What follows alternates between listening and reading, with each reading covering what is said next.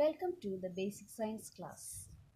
Let's start the 7th lesson, attraction and repulsion.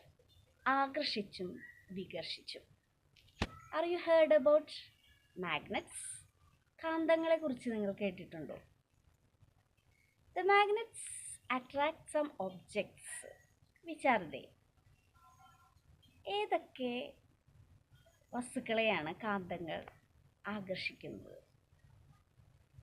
നമുക്കറിയാം, നമ്മൾ ഇരുമ്പ്, അതുപോലെ സ്റ്റീല്, അതൊക്കെ കൊണ്ടുണ്ടാക്കിയിട്ടുള്ള വസ്തുക്കളൊക്കെ കാന്തത്തെ ആകർഷിക്കാറുണ്ട്.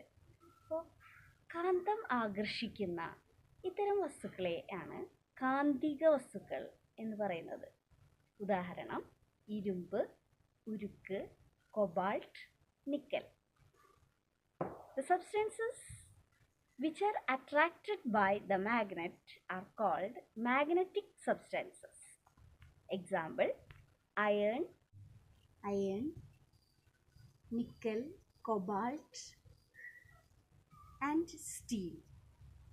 And some substances which do not attracted by the magnet, they are called non-magnetic substances.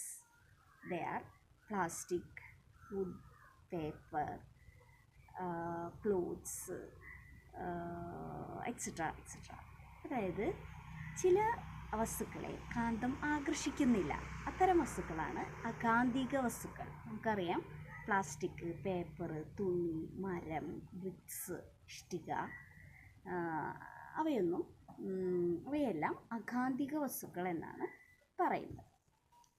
Then next, കാന്തത്തിൻ്റെ കഥ. എങ്ങനെയാണ് ആദ്യമായിട്ട് കാന്തം കണ്ടുപിടിച്ചത് എന്ന് പറയാം. അതായത് ഗ്രീക്കിൽ മാഗ്നസ് എന്ന ഒരു ആട്ടിടയൻ തൻ്റെ ആടുകളെ മേയ്ക്കുവാനായിട്ട്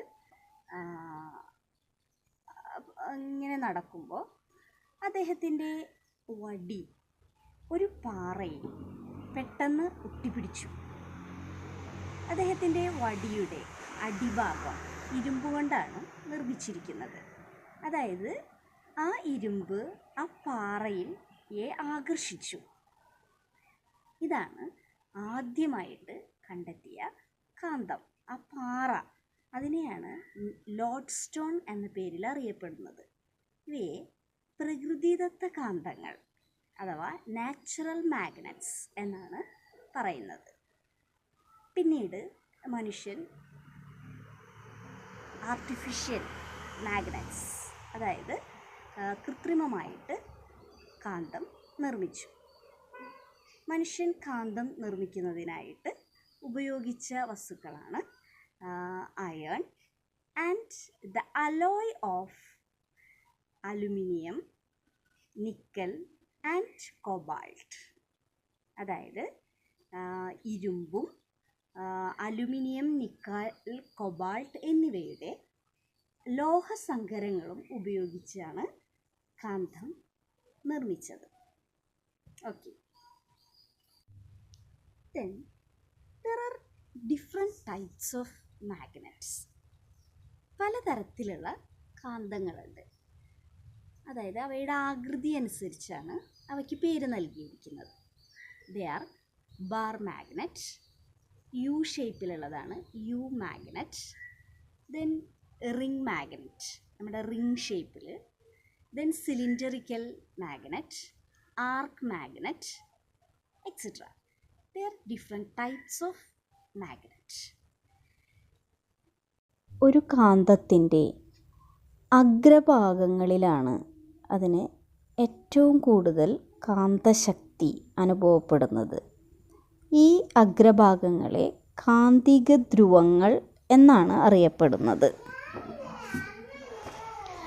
The end portion of a magnet is known as the magnetic poles.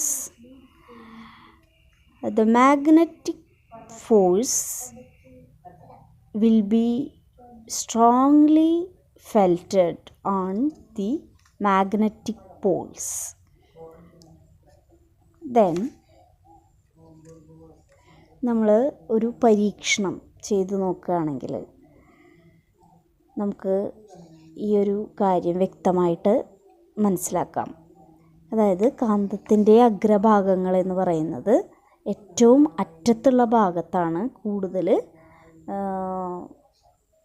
കാന്തശക്തി അനുഭവപ്പെടുന്നത്. അതായത് കുറച്ച് sprinkle some iron dust on a chart paper. Suspend a bar magnet or U magnet using a thread and bring it near the iron dust. എന്നിട്ട് ഈ iron dust, അതായത് ഇരുമ്പ് പൊടിയുടെ അരികിലേക്ക് ഒരു ബാർ മാഗ്നറ്റോ യു മാഗ്നറ്റോ കൊണ്ടുപോവുകയാണെങ്കിൽ കൂടുതൽ iron ഡസ്റ്റും അവയുടെ end portion അഥവാ അഗ്രഭാഗങ്ങളിൽ പറ്റി ഇരിക്കുന്നത് കാണാം. അതായത് ഏറ്റവും കൂടുതൽ മാഗ്നറ്റിക് ഫോഴ്സ് അതിൻ്റെ പോൾസിലാണ്, മാഗ്നറ്റിക് പോൾസ് അഥവാ കാന്തിക ധ്രുവങ്ങളിലാണ് എന്ന് മനസ്സിലാക്കാം. ഓക്കെ.